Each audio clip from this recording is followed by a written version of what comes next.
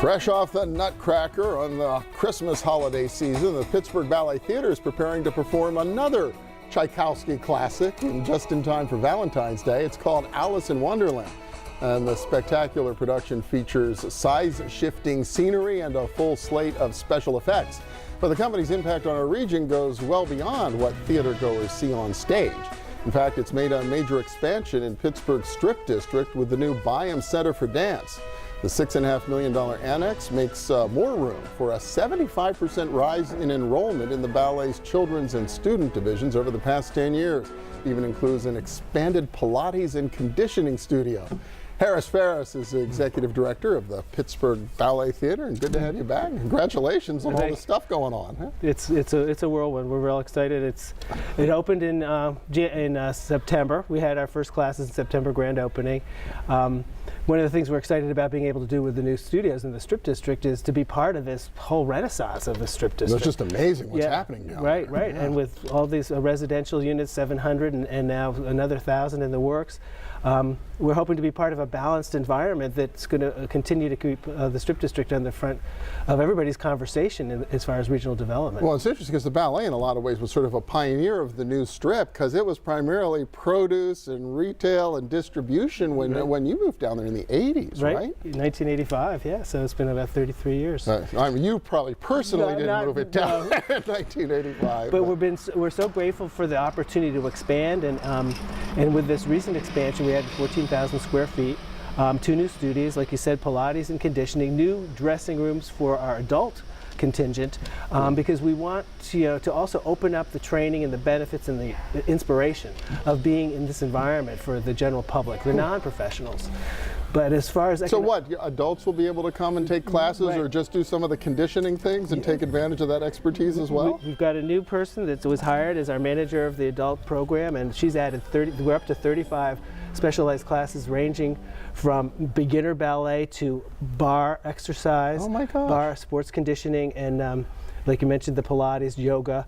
And we keep adding new classes to make it really accessible right there in the hub of the Strip District. Well, it's a great location, and there's parking around the area. But yeah, I always thought it was primarily for kids, and it's all the, sort of that age group. I didn't realize you'd have made such big inroads in sort of an adult market for that kind of classes and training. Yeah, we do.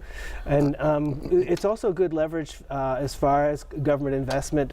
We received some generous RCAP funding. We're very grateful to our state of Pennsylvania putting money into the project, Western Pennsylvania delegation, and about $3.2 million out of 6.5 construction projects. That's about 50%. But overall, this has leveraged a campaign. We're in a $21 million campaign to grow the ballet. The Alice in Wonderland production is an acquisition. Just toggling over to that topic you mentioned, English National Ballet had this production, and we loved it. We danced it about 6 years ago, and we had the opportunity to buy the production. And what does it mean to buy a production? So you buy the sets, you buy the costumes, you buy the rights.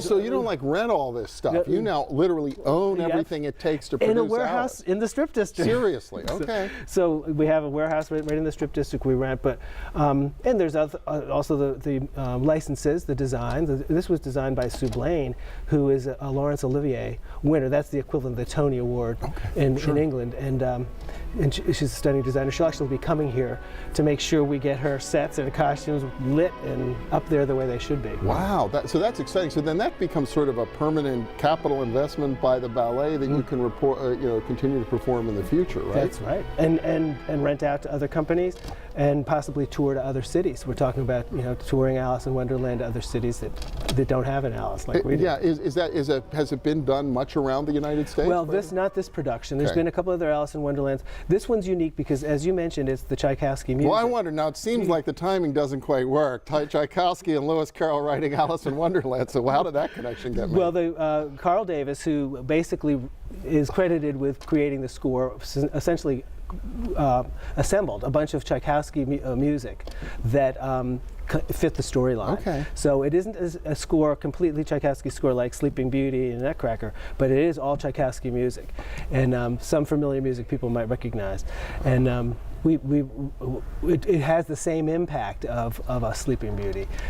We think that it's going to be another production like some of our other very popular family productions that bring in children. Nutcracker is the granddaddy of big productions. We just played to 34,000 people in December and brought in 1.6 million in box office. Wow. So these have a real impact. If you can find the right production like this, it becomes a sustaining activity for the whole company and the whole organization. And PBT, I think, prides itself on being, in a good year, 60% earned revenue.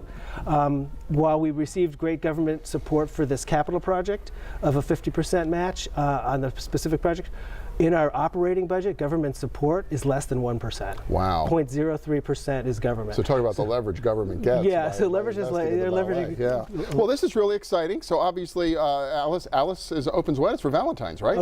Spanning Valentine's, 2 weekends on both sides of Valentine's Day. All right, everybody needs to go to the Pittsburgh Ballet Theatre website, order those tickets now. Yes. Harris Ferris, thank you so much. Congratulations. All right, thanks.